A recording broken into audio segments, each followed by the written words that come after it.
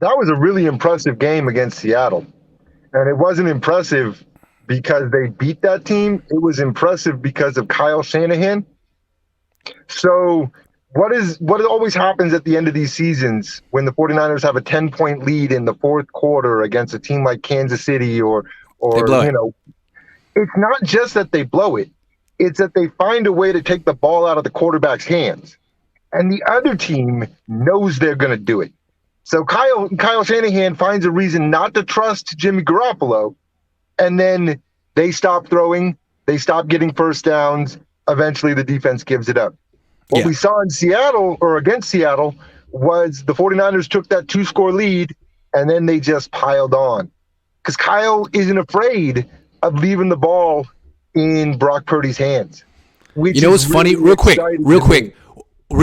So at halftime of this Seattle game, to me, it was a bit of a shit show, even though it was 17-16. Like, Purdy was 9 of 19 at that point.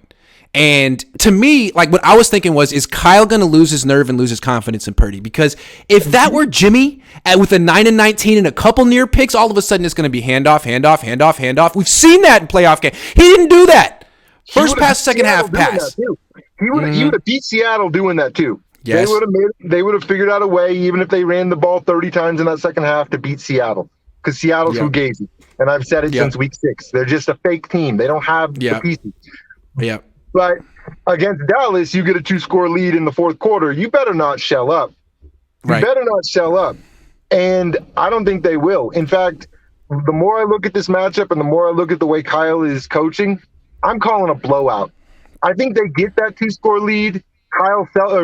Dallas sells out to stop the run, and they go over the top, and it's 14 quick points and a 28-point victory. That's what I see in the fourth quarter. I swear to God, I've only predicted 3 games this season.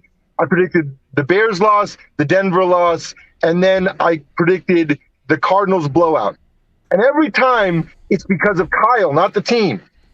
It's because of Kyle. And Kyle's in that spot right now where, I mean, he could figure out a way to lose faith in Brock Purdy, but I don't think he's going to. I think he's going to go all guns blazing, and this team is make a statement. He's going to make a okay. So here look.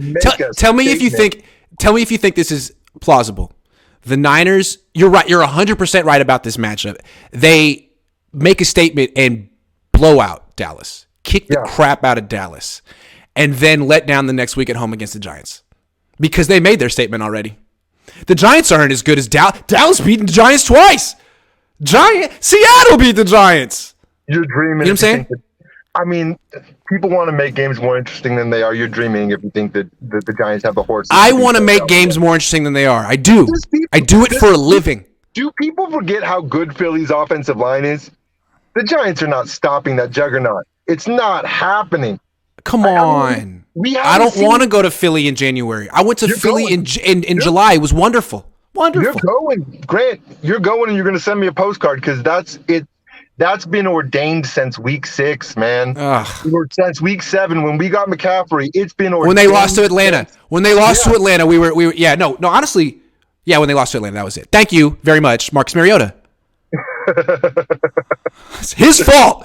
Anyway, this has been the most fun the season's ever been, and it's going to be fun for at least 1 week longer. Man, it's going to be fun this weekend. I'm telling you.